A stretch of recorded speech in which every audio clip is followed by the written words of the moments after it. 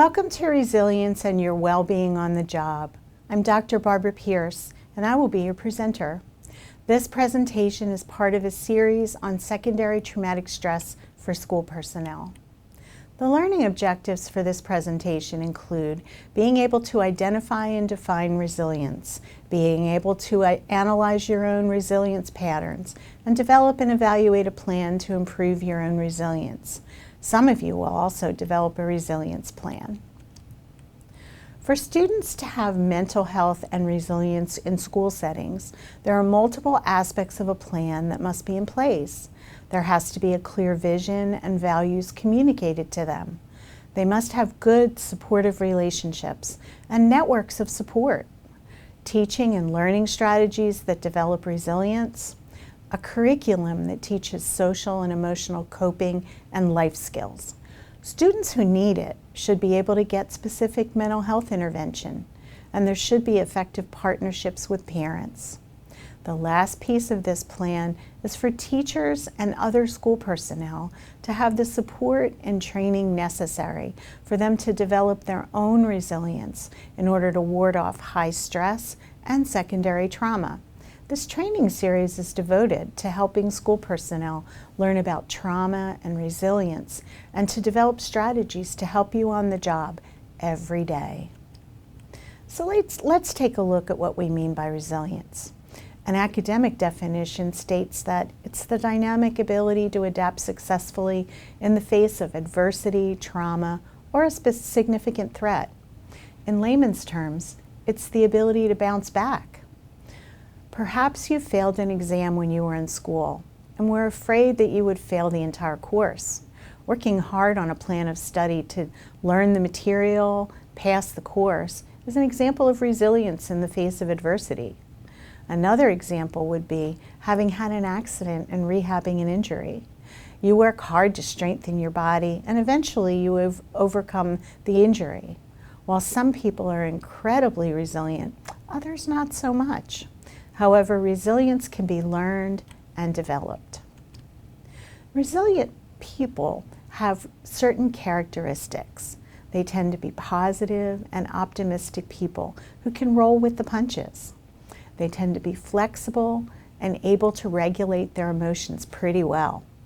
The use of a conscious strategy of always seeing the positive in a situation, and they also tend to make meaning when something negative does occur.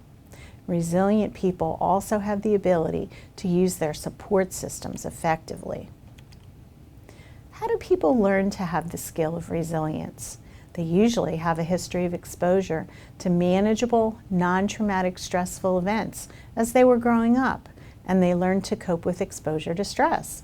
For example, people who've participated in sports, or people who have to audition for parts in plays, or chair positions in band or orchestra, have non-traumatic stress when they engage in activities they love.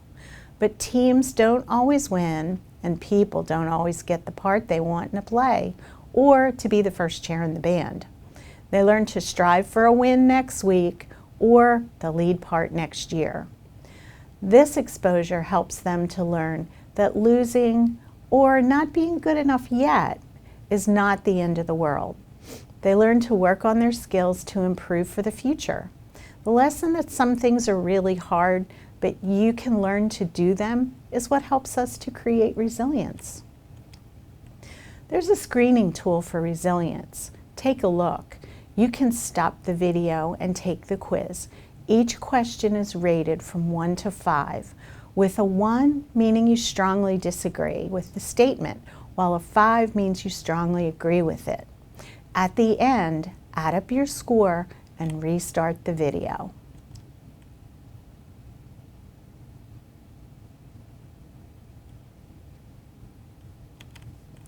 Now that you've tallied up your score, you can see where you fall along the continuum of resilience. Don't be discouraged if you're still developing resilience. Remember, the important thing is you're a person in development just like everyone else. There are some tips in this training to help you learn to be more resilient. There are 5 dimensions of resilience. Physical resilience is having stamina, energy, and the ability to rest adequately in order to recuperate. Emotional resilience is being able to focus and be calm in order to control your impulses when things get rough. In addition, it means being able to regulate your emotions and to stay positive. Mental resilience is having self-esteem and self-efficacy along with focus and control. Social resilience is the ability to give and receive help and support and to use your support network rather than keeping your feelings all bottled up inside of you.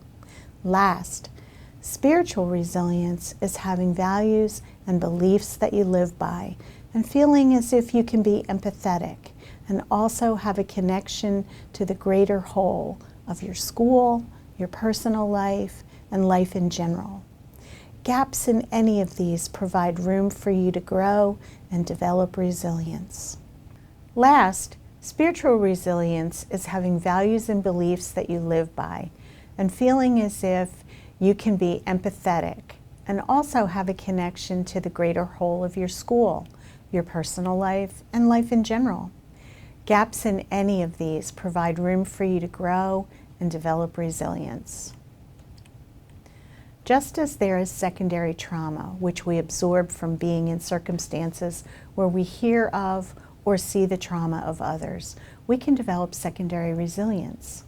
Firefighters and EMTs talk about responding to horrific accidents, yet instead of focusing on the horrible injury or death, they focus on the humanity around them. They see people in the general public, good Samaritans, if you will, helping out their victims and also providing assistance to them as they help to rescue the victim. When I was living in Louisiana a number of years ago, I saw this firsthand when Hurricane Katrina hit my state. So many people marshaled so many resources for the victims of the hurricane that I was grateful that I lived there to experience true humanity toward others. I worked in a shelter for 6 weeks after Katrina and was grateful to have been able to help so many who had such great need. One thing I learned about secondary resilience is you can learn to be resilient. Rather than focusing on the extreme need of the Katrina victims, I and my students were able to focus on incremental steps we took to help them to either go home or to a more permanent housing situation. Being optimistic and hopeful and looking around for the positives in the situation was so helpful and helped us to keep our wits about us as we worked with so many people in need. The positives are always there. Look for the humanity, the support, and the loving care. It can be hard when you're in the moment, but when you can step back and reflect on a situation, say with a child in your classroom, you can maybe think to yourself that you were glad to be there to help that child in need. It's really important to develop your cognitive skills toolkit. This helps you to replenish yourself, since giving to others all the time as teachers can deplete your internal resources. You can learn to replenish yourself again by paying attention to specific physical, mental, emotional, social, and spiritual practices every day. For example, reflection helps you to gain insight into a situation. Mindful reflection gives you the time and space to allow you to reframe a negative into a positive, using breathing techniques such as 4-4-8. That's breathe into a count of 4, hold for 4, and exhale slowly to a count of 8. Actually has the ability to slow your heart rate down, especially if you do it for a minute or two. Accepting what has happened and understanding that it can be dealt with to a positive conclusion is also helpful. Using your support system to process what has happened and to learn to give and receive compliments helps a person to learn self-efficacy and gain self-esteem. All of these tools, when used consistently, will help you to gain perspective and resilience. Working with school children is a tough job. You know, many of our students have multiple social and emotional issues that they live with on a daily basis. Many times we learn of their struggles, or their struggles bubble up during class. By using your resilience skills, you can model emotional regulation for them and remain calm and in control, which will help everyone in the class to learn from you and to maintain or regain a calm learning environment for everyone. Thanks for participating today. I hope you learned some things about resilience. If you find that you want to work more on this topic, you can speak to someone at your school about seeing the Employee Assistance Program or other helpful services.